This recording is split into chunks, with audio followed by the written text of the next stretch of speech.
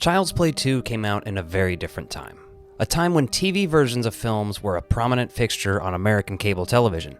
Today we're taking a look at some of the extra footage that was worked into Child's Play 2. Specifically, this is from a Sci-Fi Channel broadcast. Before we jump into that, let me explain where I got this footage. The Scream Factory 4K release, which I somehow forgot in the other room, doesn't list this as a special feature on the back of the box, but while I was rewatching for my review, I noticed this listed in the extra features. Extra scenes from the broadcast TV version. This isn't like regular deleted scenes, this is deep cut stuff. And obviously I think they sourced this from a personal collection of some sort.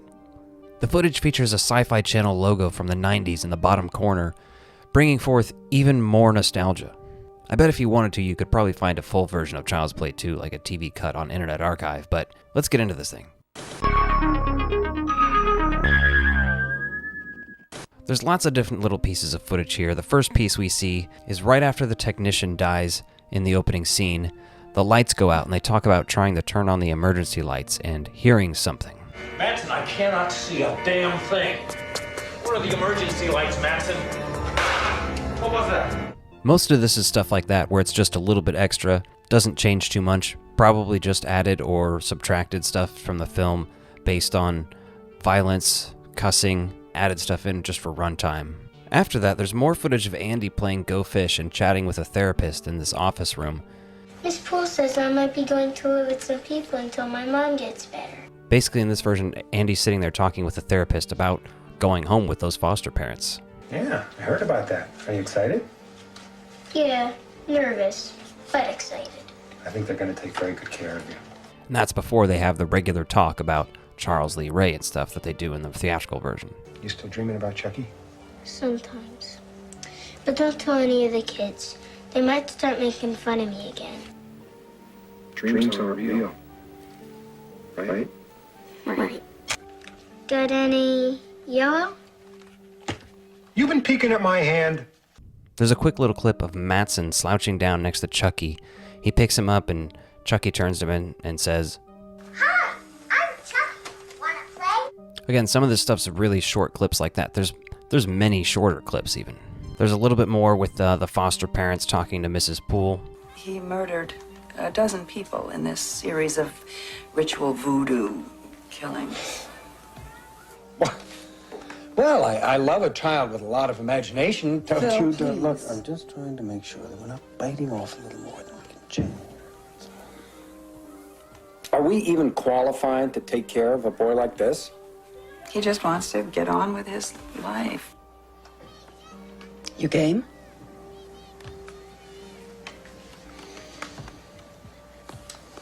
Whatever makes you happy. They get home and in the car they're chatting about how he's never lived in a house before. There's a little bit of extra dialogue here. I never lived in a house before, just apartments. Now this is an interesting one. Matson calls home and it seems like he's calling home to his wife in this version. Hi, honey, it's me. Yeah. No, don't hold dinner. I've got to work late again. But I swear in the theatrical version it sounds like he's calling like a mistress or something. The vodka. Oh, the vodka. Of course I remembered the vodka. 2-week anniversary. Think I'd forget the vodka? Which is interesting because after he gets off the phone with his wife, he picks up the phone again to call someone else, and I can assume that's probably his mistress. No, me too. Love you. Kiss, kiss. Because he's breaking plans with his wife, saying he's going to be late, and he's making plans, saying, sorry, I'm on my way, to his mistress. 2-week anniversary. Think I'd forget the vodka? I know what that does to you. Okay, well, wait for me. Really ridiculous, actually. There's stuff with Chucky going through this guy's briefcase in his car.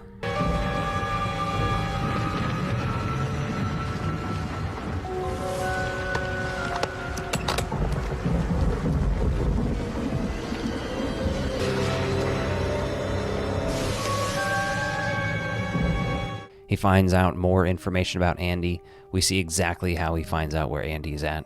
There's like 6 extra seconds of Kyle and Andy being stared at by Phil at the table. There's a pretty elaborate scene with these foster parents talking about being denied for adoption and just being put on a list, essentially. Eventually they'll get there, they're talking about. We should get something for Andy, make him feel more settled. Any ideas? Yeah, how about a Valium? It's not a bad scene. It gives these characters more development for sure. That woman from the adoption agency called today. And? We were turned down again. What? Just aren't that many kids to go round. We're on the wait list. In fact, there's another one the next morning, it seems like, when they're on the porch talking more about Andy as Phil leaves for work. You know, we haven't gotten a decent night's sleep since he got here. Now, if you ask me, Joanne, that's cause for concern. Well, what are you suggesting we do? Send him back? Well, you don't have to make it sound so horrible. Like, she clearly wants to help him, and he kinda just wants to get rid of him. Bonus during this scene, there is a Bride of Chucky is Up Next little bumper that pops up. We can only do our best with them. We can't be responsible for a child like Andy. He needs more help than we can give him. There's a quick little shot of the cops leaving the house. You can assume that's after the foster dad dies. There's another quick shot of a truck driving by. Chucky says to Kyle, Just shut up and drive before I kick your teeth in. Just shut up and drive before I kick your fucking teeth in. there's a short shot where it seems like Kyle's slowed down and is waiting to see where the truck is in the alley. There's a shot of her honking her horn. That's like probably the quickest shot. Another really quick shot of clouds over the building. Like, there's a lot of additional footage, but a lot of it's these really small clips. When Andy and Kyle have finally defeated Chucky, they have some more dialogue outside the factory. Where are we going? Home. Where's home? I have no idea. Where are we going? Home. Where's home? Andy, I have no idea. And then instead of going to credits right there, as they leave, we go back inside and see the bubbling goo where Chucky's face is melting. It is in a vat of melting plastic. This plastic is reformed into another mold of a new doll. The new mold smiles and then the credits roll.